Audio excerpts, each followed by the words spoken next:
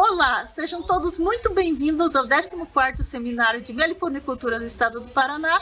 Eu sou Mônica, pesquisadora da Universidade Federal do Paraná.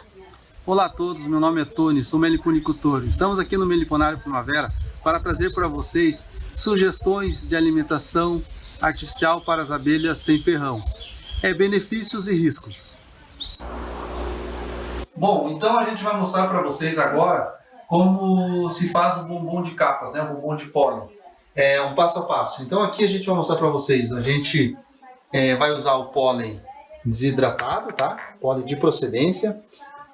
Vamos usar também um palitinho para espetar o bombom, uma colher de sopa, mel de ápis e mel de jataí, né? Também vamos usar a cera de ápis e cera de jataí, ou cera de abelha sem ferrão. Se você não tiver, pode usar só cera de ápis. Também, se não tiver o mel de jataí, o mel de abelha sem ferrão, pode usar só de ápis. Então a gente já deu uma adiantadinha aqui. Você vai pegar esse pólen desidratado aqui e vai colocar no liquidificador, né? Dar uma triturada nele e vai utilizar uma peneirinha. Essa peneira aqui a gente vai peneirar esse pólen triturado para a gente poder fazer a massa do pólen. Então a gente, só para dar uma adiantada para vocês, peneirou aqui, tá? Aí a gente vai utilizar, não vamos usar todo esse pólen aqui. Você coloca apenas um pouco do pólen, tá? Aí, por quê? Porque se você errar um pouco ali a quantidade do mel, você pode utilizar um pouco mais do pólen. Pólen em pó. Qual que é, Mônica, você pode explicar para a gente os benefícios de estar utilizando esse bombom de pólen?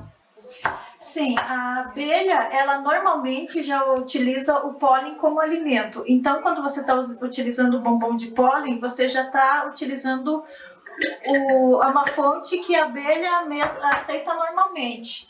Então, tem muita gente que, para substituir o pólen como fonte de proteína, utiliza farinha de soja, farinha de arroz, farelo de trigo, farinha de milho, entre outros substitutos, mas até hoje os estudos mostram que não foi encontrado nenhum composto, nenhuma mistura que substitua o pólen plenamente. Inclusive, alguns estudos mostram que esses substitutos do pólen, eles causam diminuição da vida das abelhas e causam sérios danos ao intestino delas. Tá, então isso é mais como que eu posso dizer? Não é um benefício, então é mais pode trazer um prejuízo para a colmeia. No caso, o pólen. Então, a base para alimentação proteica, então, é o pólen e o mel. Nada mais. Nada substitui isso para fazer o alimento larval. Isso, o bombom de pólen é o ideal para você fazer a fonte proteica básica. E, Tony, assim, quanto ao pólen, eu preciso ter algum cuidado quando eu escolho o meu pólen para fazer a alimentação? Sim, você tem que pegar o pólen sempre de procedência, né? Então, às vezes, a gente compra aí muito fácil na internet. Esse bombom, esse pólen, às vezes, pode estar contaminado, tá? Então, se você conhece os apicultores aí, sempre tentar pegar de procedência, tá?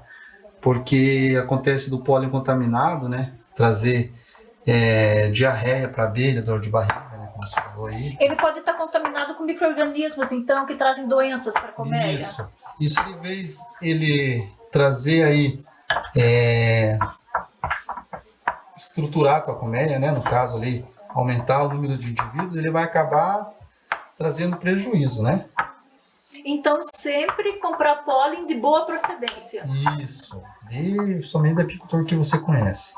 Então, nada mais. Tem pessoas que colocam o saborá, no caso, né? Das abelhas sem ferrão. A gente não coloca. Por quê? Porque quando você coloca aquele alimento já, o pólen das abelhas sem ferrão, você vai colocar um pólen já processado, né? É um pólen fermentado.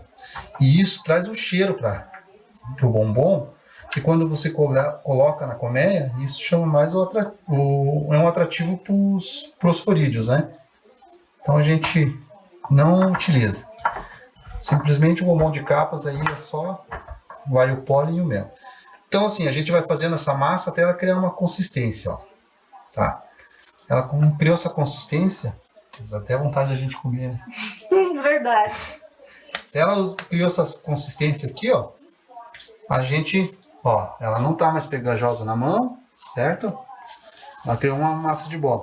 Então a gente vai colocar a cera, tanto da abelha ápice como da abelha sem ferrão para derreter. Então pode colocar no banho-maria ou colocar ela as duas misturadas só, tá? Bom, então agora a gente vai dar sequência aí ao vídeo.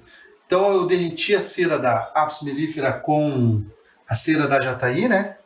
Já está derretidinha aqui. A gente vai utilizar aqui um vidro com água gelada, tá? Então aqui já tem uma massa que foi feita com o pólen e com o mel, certo? Pó de pólen. E daí a gente vai usar esse palitinho aqui, tá? Então a gente... Deixa eu dar uma lavada na mão, ficou um pouco por dentro aqui. Pega aqui, põe tudo aqui. Ó, a gente vai pegar, vai fazer umas bolotinhas aqui como se fosse um brigadeiro, né? Ó. A gente utiliza aqui, ó. Então a gente faz como fosse fazer um brigadeirinho. Uma bolinha, tá? A gente vai espetar essa bolinha. E a gente vai mergulhar ela na cera mista, tá? E vamos colocar aqui na água gelada. Você pode fazer isso 1, 2, 3, 4 vezes, tanto que você quiser. Ó. Então dá aproximadamente 10 gramas, 10 a 15 gramas um bombom. Tony, por que em vez de eu dar o próprio brigadeirinho para abelha, eu faço essa capinha de cera? Então assim, a gente está falando também um pouco dos riscos, né? Uhum. Então o risco que se você não colocar essa capinha é de atrair predadores, né? Como o forídeo. Se você não colocar essa capinha, o forídeo vem e bota seus ovos ali, suas larvas, e eles vão se alimentar desse pólen, porque é uma proteína. Certo. E eles vão começar a proliferar na colmeia. Então a gente faz essa proteção. No caso também do benefício, né? O que acontece? Essa cera aqui ela vai reutilizar. Então a abelha utiliza muita cera na colmeia e ela consome muito mel para fazer essa cera. Então essa cera ela vai pegar, vai transformar num jarrinho, né? Um copinho ali, e vai tanto depositar o pólen ou o mel nessa cera. Mas provável que ela deposite o pólen, ele reserva o pólen para ele correr a fermentação natural. Então a cera ela serve tanto como uma forma de proteção como uma forma de formação de estrutura na colmeia. Isso mesmo. Então assim, ó, tá feito o bombonzinho de pólen, tá? Eu aqui no meliponário, o que eu utilizo? Eu pego uma faquinha, eu abro aqui um pouco esse bombom de pólen na hora de estar servindo para as abelhas, tá? Eu abro aqui, só que assim, eu tento fornecer para elas na época que não tem muito forídeo. O que o bombom de pólen vai trazer para a colmeia, né? Na época de escassez de pólen, ele vai trazer a estrutura da colmeia, vai fazer que essa abelha se levante, né? E na época das divisões, né? Que você fazer aí uma família nova de abelha, você vai estar ajudando essa colmeia, então tanto a rainha como os filhotes vão nascendo se alimentar do pólen, tá? Então tem gente que daí para você reservar, né? Você fez o bombom de pólen, daí vai ficar essa tampinha aberta que é do furinho aqui, na bombom de capas. Você vai mergulhar essa pontinha aqui, ó. Aí você vem na água, molha de novo, tá? Então, bombom de pólen é muito simples. Então você consegue o pó de pólen, né? O pólen desidratado de procedência, mel de procedência, e cera de apis com cera de abelha nativa. Então, vou fazer mais uns aqui para você ver, ó. É simples, ó. Faz a bolinha, certo? Como fosse um bombom, né? Um brigadeiro, ó. Então, mais ou menos 10 gramas aí. Tony, qual a melhor forma de armazenar esse bombom de pólen e por quanto tempo, mais ou menos, que eu deveria armazenar? Então, assim, o que acontece? Tá meio já ficando fria a cera. Vamos dizer, você tem 10 colmeias, né? De abelha.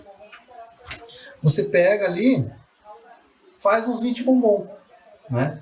Faz uns 20 bombom, depois que você fazer esse bombom, você reserva ele na geladeira, deixa ele ali até um mês, né? E vai fornecendo para ela. Não precisa fazer uma montoeira se você tem poucas abelhas, não tem necessidade. E daí depois que ela está na colmeia lá, que você fez ali, a abelha vai soltar em cima dela, né? E vai conservar melhor esse bombom. Vai conservar mais tempo ali na colmeia. Então elas vão comendo aos poucos. Mas assim, na época de escassez, né? Na falta desse pólen, as abelhas consomem muito rápido, né? Esse bombom. Então, tanto quanto as abelhas matrizes, como as abelhas novas, né? As famílias mais novas, elas vão consumir esse bombom aí um pouco mais de rapidez. Aí, às vezes, numa semana ela consome. Então, para evitar deterioração, guardar o menor tempo possível e sob refrigeração. Isso, deixa em refrigeração. Porque se você colocar ali 20 bombom, eu creio sim que ela vai comer um por semana aí, mais ou menos. Você vai dar em 2 semanas, você já gastou aquele bombom. O pólen, o desidratado, ele dura mais tempo. Então você faz um pouco, depois vai lá e faz mais um pouco e vai refrigerando na geladeira. Então tá aí. Esse aqui tem mais cera de já tá aí, mas mais ou menos para vocês entenderem. Bombom de pólen. Bombom de capas, né?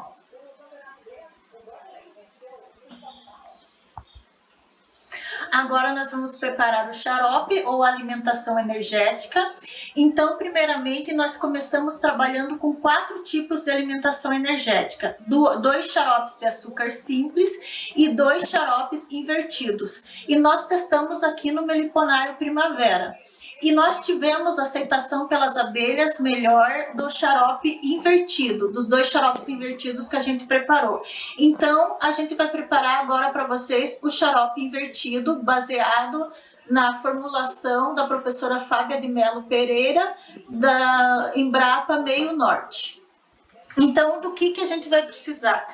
A gente vai precisar de 1 kg de açúcar cristal, 1 litro de água mineral, 1 grama de ácido cítrico ou 30 ml de suco de limão peneirado. A gente padronizou aqui o limão rosa ou o limão caipira, que é comumente encontrado aqui na nossa região. E como um opcional, 1 gota de suplemento alimentar para animais líquido.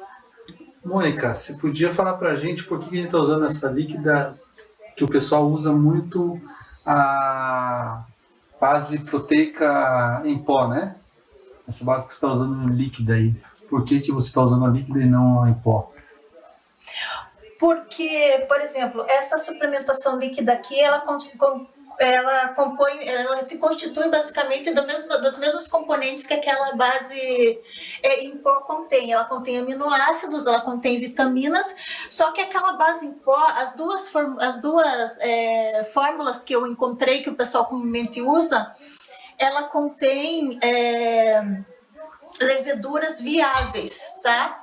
E o que acontece? Quando você prepara o xarope e você adiciona leveduras viáveis, o que acontece? Essas leveduras vão promover a fermentação rápida do teu xarope, fazendo com que ele estrague.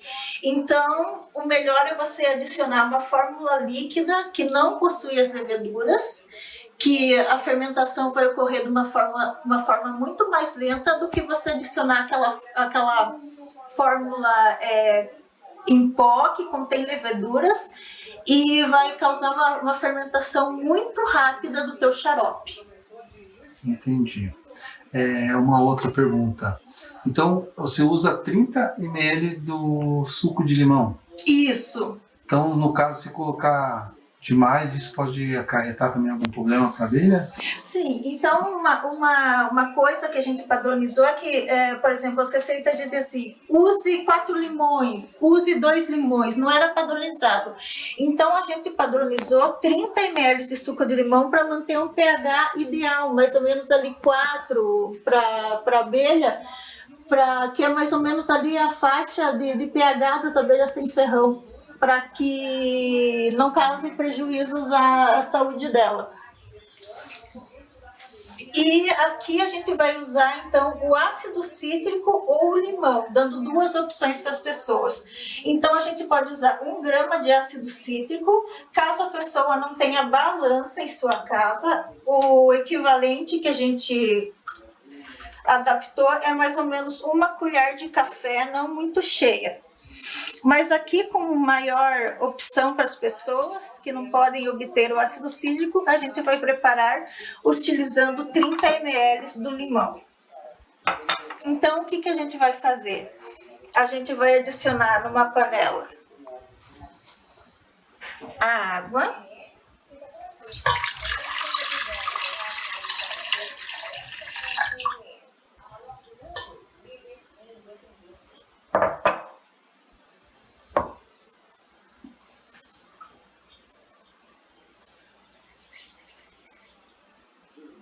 o açúcar. Pode ligar o fogo para mim, fazendo favor, Tony?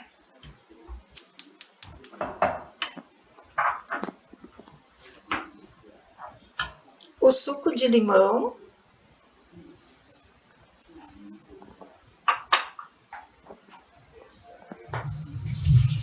E vou mexendo eventualmente até que essa mistura entre em fervura.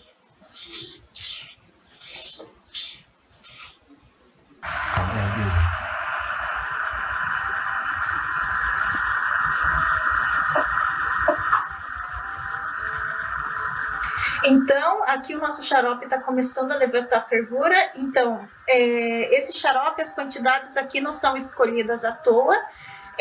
Esse xarope foi desenvolvido com a intenção de ter o menor baixo custo, ter o maior porcentagem de inversão possível, que é em torno de 30% de conversão de sacarose em frutose e glucose, e também ter a menor teor de formação de HMF, que é o hidroximetilfurfural, que é uma substância nociva para as abelhas. A partir do momento que inicia a fervura, tem que ter uma fervura um pouco, vamos esperar mais um pouquinho.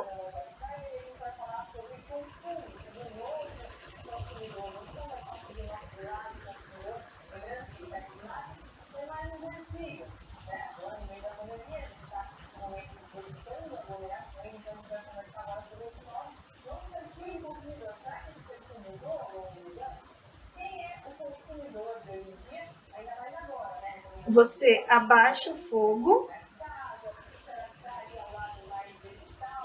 e começa a contar 20 minutos. E a partir desse momento você não mexe mais o xarope, para evitar que ele cristalize.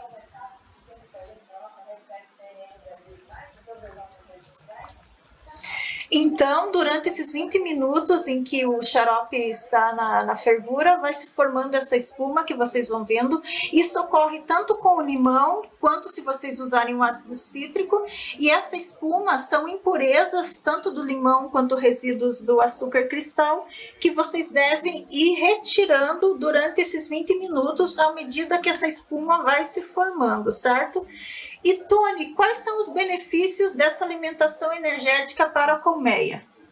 Então, lembrando que essa alimentação ela é fornecida quando? No tempo de escassez, né? Que não tem abundância de alimento na natureza, quando as abelhas saem do inverno, né? E para famílias mais novas de abelha. Então, esse alimento vai fazer com que as abelhas vai substituir o néctar e trazendo para a colmeia assim a energia, né? A parte energética e também a base do alimento larval, que é o mel e o pólen, né? Então, isso vai ser uma alimentação mais para as abelhas mais velhas da colmeia, né? Abelhas adultas, campeiras. Certo. Agora, uma coisa que também podem perguntar é por que a gente optou por usar o açúcar cristal, certo, Tony? Uhum. O açúcar cristal, durante o processo de refino dele, ele contém alto teor de sacarose, perto de 99,5%, e contém também alguns sais minerais, que, por exemplo, o açúcar refinado já não contém esses sais minerais. E tem gente também que opta por usar os açúcares menos refinados, como o demerara, o VVHP, o VHP, que são açúcares mais industriais. Mas eu já vi em muitos grupos assim de que a gente participa que as abelhas não aceitam muito bem os xaropes com esses açúcares.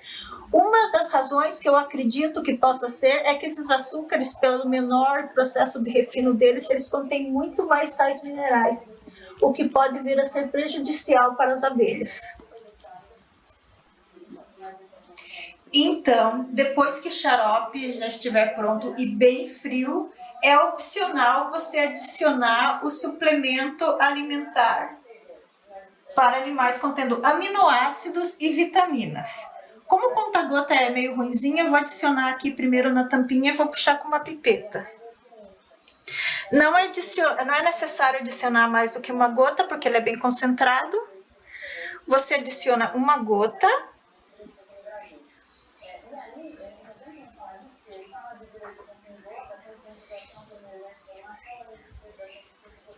Isso você usou quantos quilos de açúcar? Eu usei para 1 quilo de açúcar, 1 litro de água e 30 ml do suco de limão, né? E quando ele esfria, você coloca... Isso, porque ele tem as vitaminas, né? Se eu colocar com ele ainda quente, vai degradar as vitaminas. E só para a gente conferir se o pH está adequado, eu tenho aqui as fitinhas de pH, de medição rápida.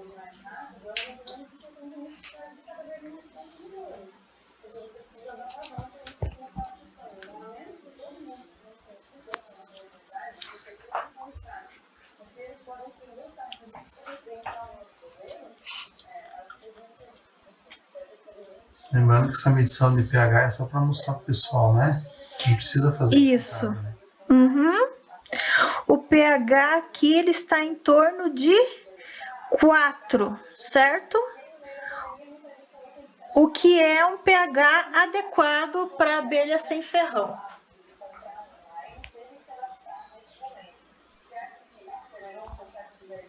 Então, depois do xarope pronto, a gente vai envasar. Você utiliza um recipiente bem limpo, né?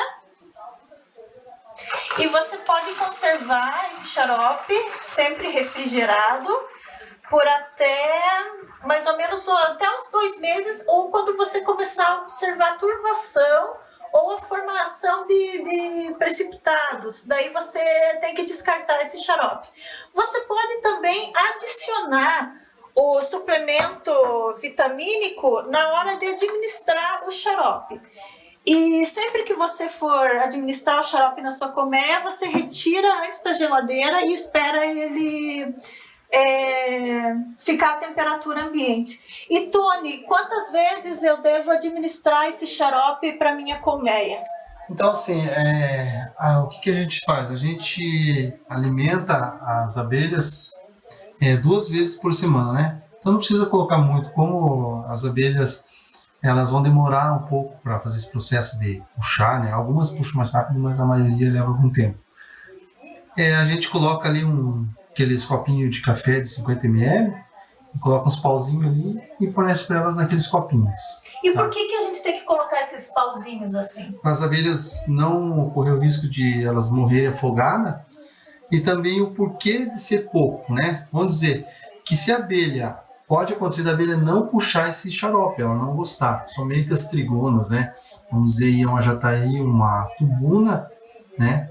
Elas podem não puxar esse alimento, tá? Então, depois de 3 dias, o que a gente tem que fazer? Se a gente vê lá que na colmeia continua o alimento ali, a gente pega uma seringa, puxa esse alimento e descarta.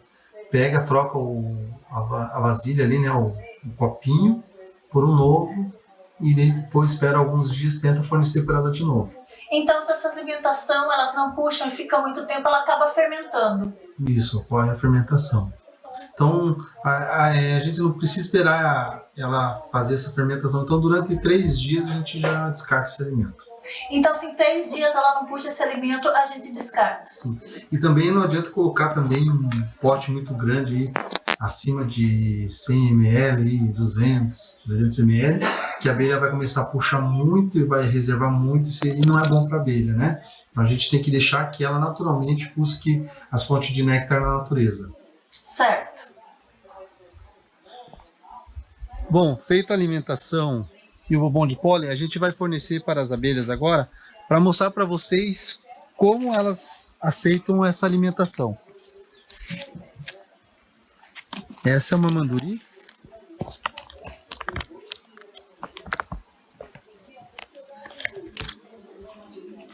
Vou colocar aqui do ladinho esse bombom.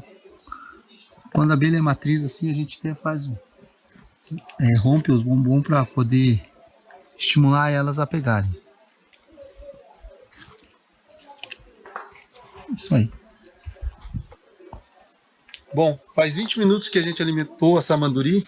A gente vai mostrar para vocês como é a aceitação da alimentação, tanto do bombom de pólen como a alimentação energética.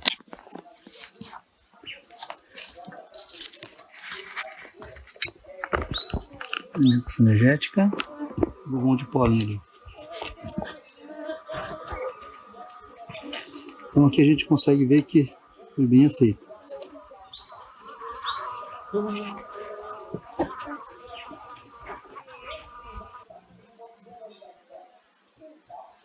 Então, pessoal, nós demos aqui uma sugestão de alimentação artificial para abelhas sem ferrão, lembrando que o alimento ideal é sempre o néctar e o pólen.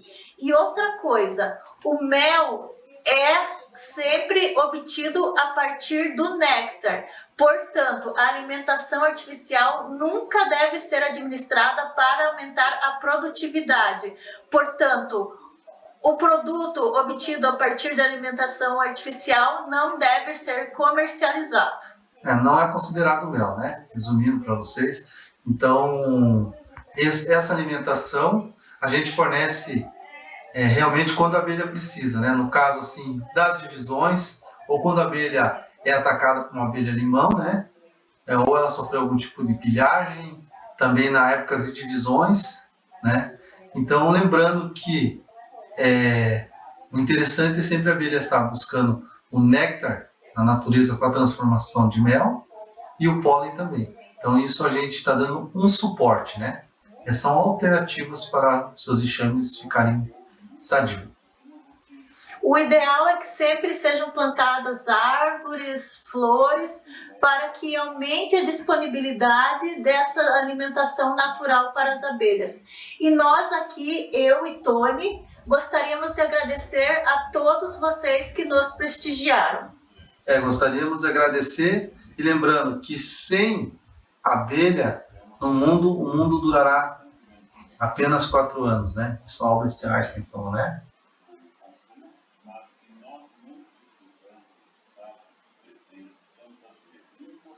Sejam bem-vindos todos ao seminário, a 14º Seminário Paranaense de Meliponicultura.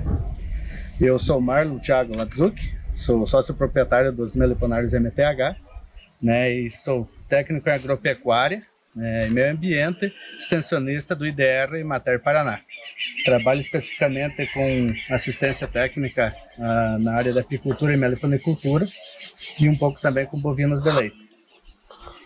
A gente hoje vai fazer aqui uma apresentação sobre a colheita do mel mecanizada, lembrando que não estamos defendendo que é a única forma correta de fazer, mas é uma das formas que a gente está procurando utilizar aqui na APAN, né, em Prudentópolis, Associação Prudentopolitana de Apicultores e Meliponicultores. A gente está padronizando um jeito de trabalhar para que fique fácil e que possa ser compartilhado entre vários produtores, né? Já que a associação é um meio forte de organizar esses produtores, então a gente vem trabalhando, padronizando esse modelo de caixa para colheita de mel, uma caixa modelo Maria, e vamos trabalhar hoje também um pouco com esse aspirador elétrico né? Um aspirador de fácil manejo, pode ser também adaptado em bateria 12 volts. Existem várias opções, é relativamente barato para ser comprado, né? Para utilizar no trabalho das meliponas. A gente vai fazer a colheita do mel da mandaçaia, mas isso pode se expandir para outras meliponas, como uruçu, como manduri, guarai, né? Fazendo esse método de colheita. Eu já colhi algumas vezes com ele, né? Alguns podem falar que parece que ele inocula muito oxigênio dentro do mel, mas se for refrigerado já após a colheita, o mel não apresentou nenhuma dificuldade e esse oxigênio vai sair, o mel vai ficar limpinho, né? Não tive problemas nenhum com esse método de colheita. Para colher uma caixa dessa vai em torno de 10 a 15 minutos. Ele não é tão rápido assim como se fosse feito um método que a gente já vê que o pessoal faz de girar melgueiro, mas você não danifica nada, né, dos potes de mel, né, e também não acrescenta nenhum resíduo. O mel sai totalmente limpíssimo, né? Só lembrando que não é o único método correto, a gente está defendendo, né, o método que nós estamos usando aqui, mas que existem outros modelos de colheita que também são bem-vindos na meliponicultura, que cada dia a gente vem, né, inovando, trazendo novos conhecimentos na área, né, da meliponicultura, e esse conhecimento deve ser compartilhado para que todos possam sair ganhando. Então a gente aqui vai usar um pouquinho aí dos material mínimo que é exigido, né, para a gente ter um mínimo de higiene. Umas luvinhas simples. Eu prefiro essa luva aqui porque você tem mais tato, mais manejo, né? Pode ser outro tipo de luva, mas já trabalhei com outro tipo de luva, você perde um pouco o controle dos dedos, né? Também usar uma touquinha. Eu pus a luva primeiro, agora está ficando ruim de eu abrir a touquinha. Evitar a queda de cabelos.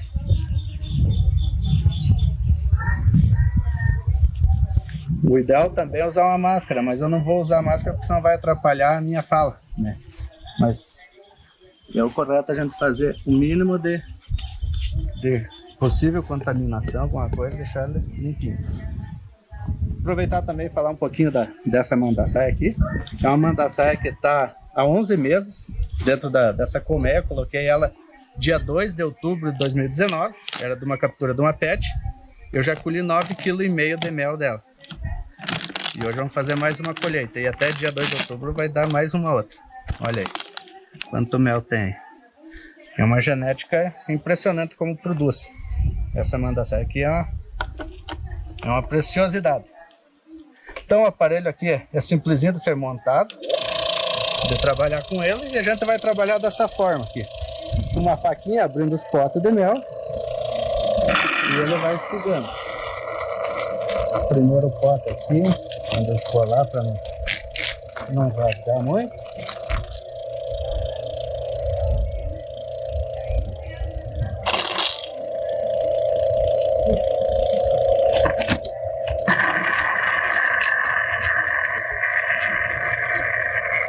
Esse modelo de caixa é legal porque ela faz o mel na lateral e a intenção é essa. Até pode parecer que é uma caixa grande pelas medidas dela. É uma caixa que mede 45 de comprimento por 20 de altura por 25 de largura, medidas internas. Só que a intenção é realmente que ela construa mel só na lateral, para a gente ter essa facilidade do manejo aqui para colher.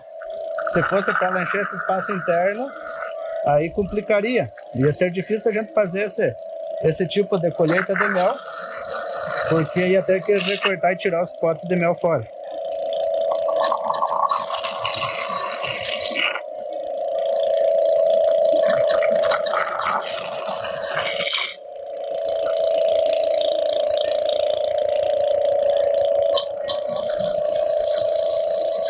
Esse equipamento é bivolt, ele pode usar, tanto faz, 110, 220, mas eu prefiro usar no 110. No 220 ele força demais E olha essa expressão que tem algum momento que ele pesa. Quando enche a mangueirinha de mel, ele pesa para sugar, né? Quando entra o ar, ele alivia.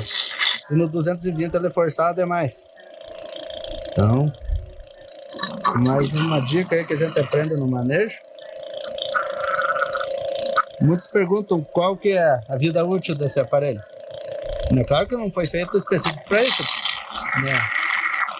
Esperamos que no futuro alguém desenvolva um aparelho específico para a colheita de mel. Esse equipamento você vai encontrar na internet ou nas farmácias como aspirador de secreções, né? Utilizado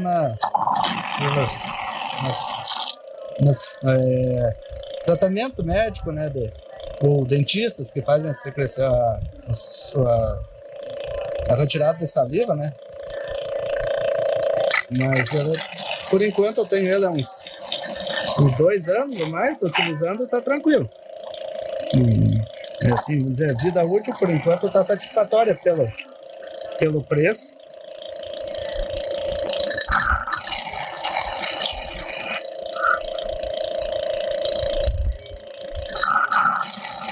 Essa cera no começo era bem fininha. Então depois de um ano, acho que o correto vai ser, agora chegando a florada bem boa, no outro mês, próxima colheita, remover essa cera, né? Derreter ela e colocar outras lâminas para as abelhas construir os potes novos. Ela está ficando grossa. Cada vez vai sobrando cera, a abelha vai engrossando as paredes desses potes aí, ficando cada vez mais difícil de abrir, né?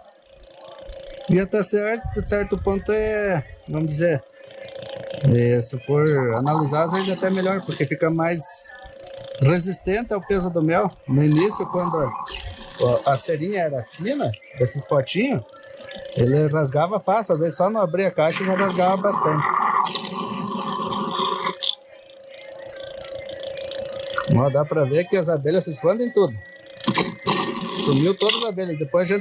Depois que termina a colheita dessa caixa, fecha ela por uns 3, 5 minutos. Quando abre, estão todos organizando ali os potes de mel.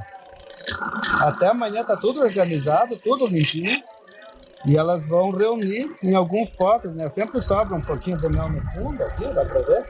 Que o aspirador não suga tudo. E elas vão reunir todo esse mel em alguns potes para reiniciar depois o enchimento do restante. Questão de 20 dias, ela enche novamente todos esses potes. Essa é principalmente essa colmeia aqui, ela está quase, né, vamos dizer, competindo em volume com uma apis. Dependendo do manejo do apicultor, às vezes se apura com o volume de produção dessa caixa. E dentro de um ano vai ultrapassar os 12 quilos de mel. E isso só contando em volume ainda, se a gente for contar em valor, né, o valor do mel da mandaçaia é 10 vezes, no mínimo, 10 vezes mais caro que o mel da apis. Então, uma ótima fonte.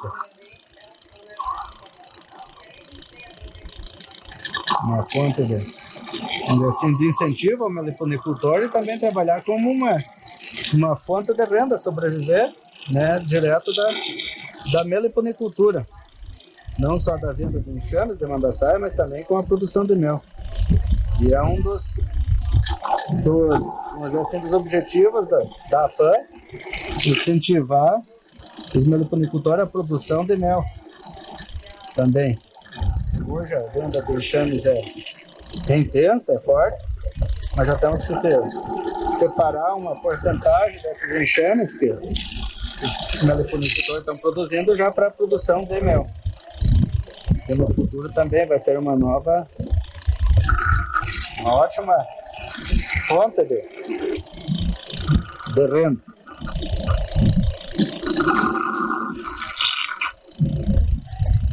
Esse mel foi produzido tudo com todos esses dias aí de frio, que deu essa onda de frio, né?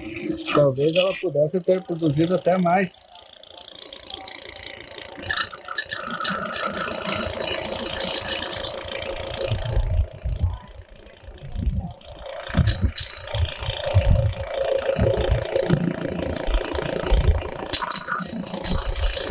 Ali na imagem vai parecer que o mel tá só espuma, mas até o fim do vídeo, quando a gente der uma pausada para conversar um pouco mais, vai dar para ver que ele já vai separar tudo. Então, mel limpinho. E refrigerado, né? Claro que todo mel, o ideal é que saia daqui e em 15 minutos já esteja refrigerado. Ele vai decantar, né? E em 2, 3 dias não tem mais nada de espuma. Vai estabilizar.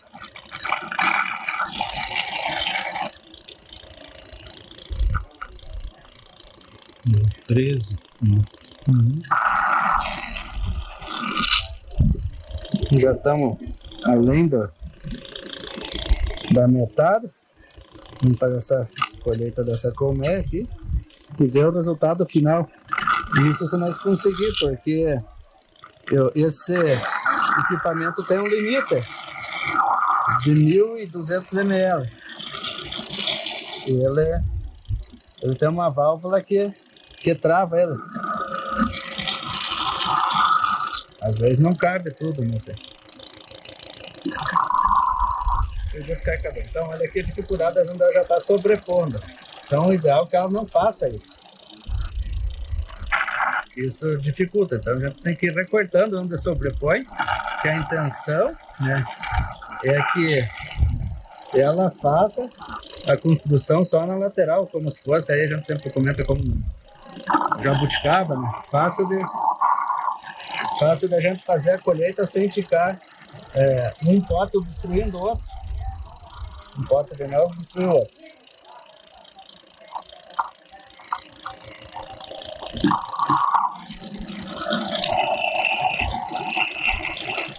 Quanto mais escondido, mais difícil fica. Nós estamos colhendo.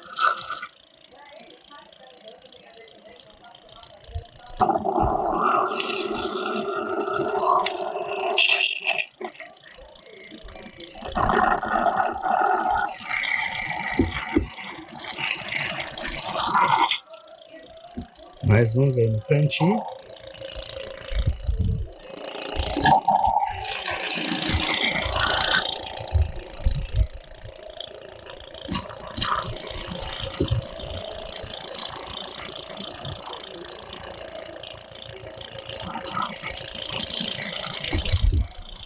Importante lembrar que também nós aqui, nós consideramos sempre quilo. E a gente vê muito se falar, principalmente no norte do Brasil, em litros de mel.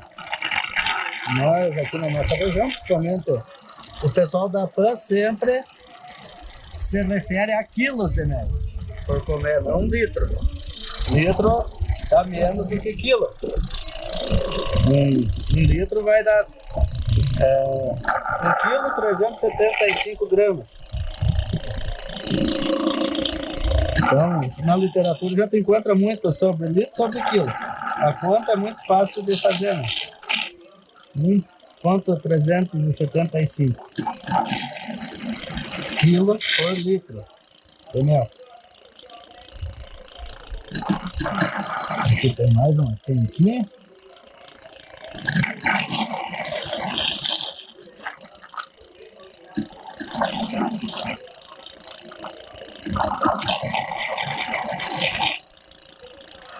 Fora a reserva que fica por trás do enxame, né? Sempre sobe uma reserva, né?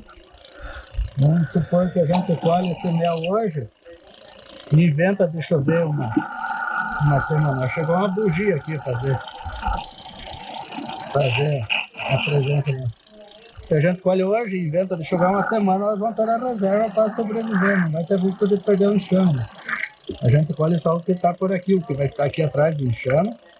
Então vai ficar com uma reserva delas para eventuais necessidades. Vamos segurar. Então, pessoal, está praticamente, né, finalizado aqui, né? Ainda dá para puxar mais alguma coisinha, né? Mas como o tempo é curto e vai ficar carregado o vídeo, né? Então a gente vai finalizar por aqui, né?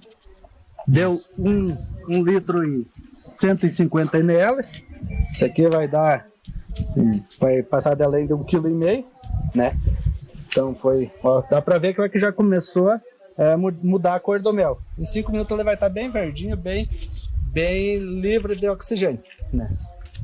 Então, pessoal, esse foi um dos métodos que a gente utiliza para fazer a colheita do mel das meliponas. Lembrando que estamos falando das meliponas, das trigonas, no caso jataí, tubuna, a gente faz um método diferente. Numa outra oportunidade a gente pode também trabalhar sobre isso, né? Fazer uma apresentação sobre a colheita de mel das jataí e das tubunas, das trigonas, né?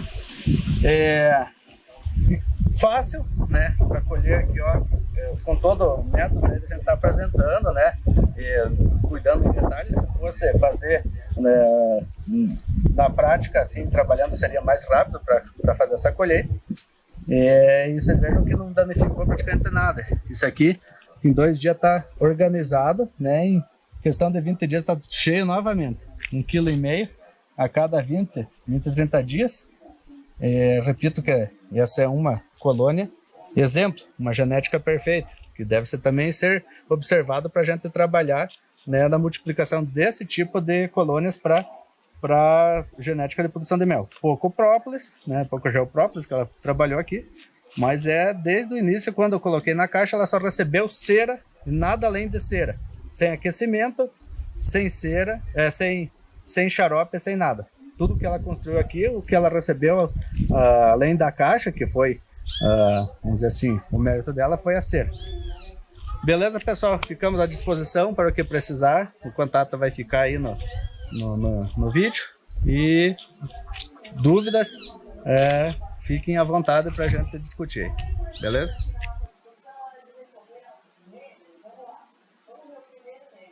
Aqui ainda sobrou? Nossa, aqui qual é que ela... Até vou colher esse aqui porque ela fez uns mel tipo num pastel. Eu joguei a cera dobrada, olha o que ela fez o mel aqui já.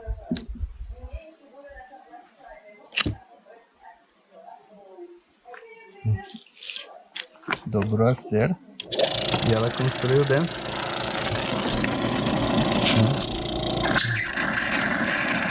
Rapaz, olha como caiu dobrado, ela só construiu dentro. Tipo um chão pastel.